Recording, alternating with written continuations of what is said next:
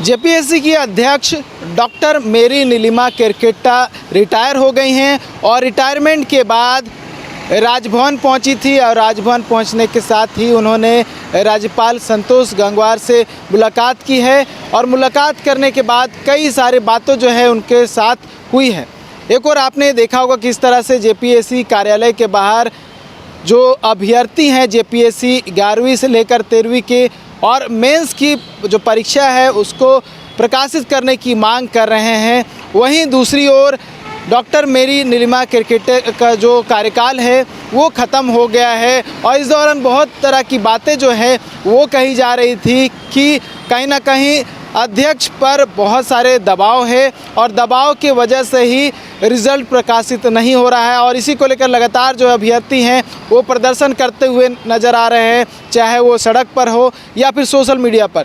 तमाम तरह की बातें जो हैं वो भी कही जा रही है। ये भी कहा जा रहा है कि हो सकता है कि जो 7वीं से लेकर 10वीं जेपीएससी परीक्षा विवादों में रहा था या इससे पहले जितने भी जेपीएससी परीक्षा हुआ है सभी विवादों में रहा है, ठीक उसी प्रकार से ये भी परीक्षा जो है विवादों के भेंट चढ़ जाएगा। क्योंकि जो मेंस का परीक्षा हुआ था वो था 21, 22 और 23, ये 3 दिन जो था परीक्षा आयोजित की गई थी। परीक्षा आयोजित करने के बाद जेपीएससी आयोग की ओर से कहा गया था कि अगस्त के दूसरे वीक में मेंस का रिज़ल्ट आ जाएगा, लेकिन रिज़ल्ट नहीं आने के बाद अभ्यर्थी लगातार प्रदर्शन कर रहे हैं, जेपीएससी के कार्यशैली पर सवाल खड़ा कर रहे हैं। और जब बहुत सारे जो अभ्यर्थी थे उन्होंने अध्यक्ष से मुलाकात की थी तब मुलाकात के बाद भी संशय की स्थिति बनी हुई थी, क्या रिज़ल्ट जल्द प्रकाशित होगा या फिर कोई व्यवधान है या फिर मामला जो है वो इसी प्रकार से जो है लटकता हुआ नज़र आएगा। अब ऐसे में जेपीएससी अध्यक्ष जो हैं डॉक्टर मेरी नीलिमा केरकेट्टा वो रिटायर हो गई हैं। आज उन्होंने कह सकते हैं शिष्टाचार रूप से जो है मुलाकात की है राज्यपाल संतोष गंगवार से। क्या कुछ बात हुई है ये अभी तक जानकारी नहीं मिली है, लेकिन बहुत सारी बातें जो है वो निकल कर सामने आ रही थी।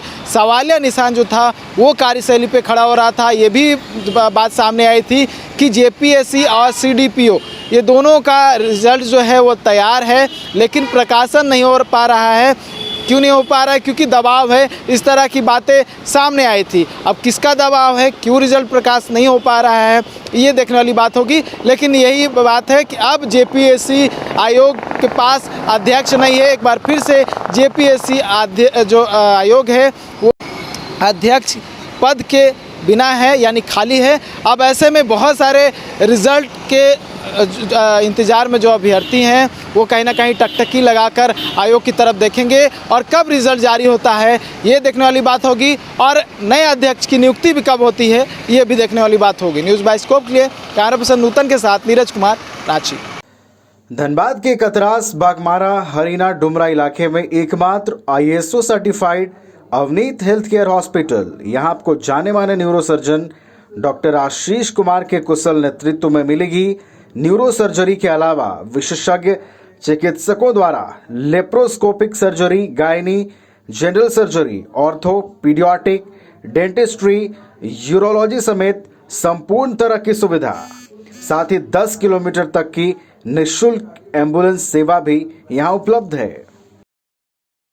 घर के लिए ग्रोसरीज की जरूरत हो या चाहिए फल और सब्जी, डेयरी या बेकरी प्रोडक्ट्स चाहिए या beverages, snacks and branded foods चाहिए हो या ब्यूटी प्रोडक्ट्स, अब इनके लिए अलग अलग दुकानों की तलाश हुई खत्म, क्योंकि रांची में खुल गया है केस्टोमार्ट, जो रखे आपका और आपके बजट का ख्याल।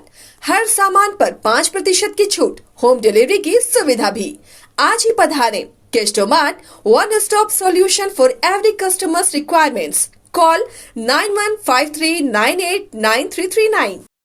पेड़ा नगरी घोरमारा का 70 वर्षों का विश्वास सुखाड़ी मंडल पेड़ा भंडार एवं सुखाड़ी मंडल गार्डन एवं रूबी रेस्टोरेंट बम श्रद्धालुओं के लिए सेवा में सदा तत्पर है। गाय के शुद्ध दूध से निर्मित शुद्ध पेड़ा, शुद्धता की गारंटी। प्रोपराइटर रोहित मंडल के लिए श्रद्धालुओं का विश्वास ही आशीर्वाद। जय बाबा वैद्यनाथ, जय बाबा बासुकीनाथ।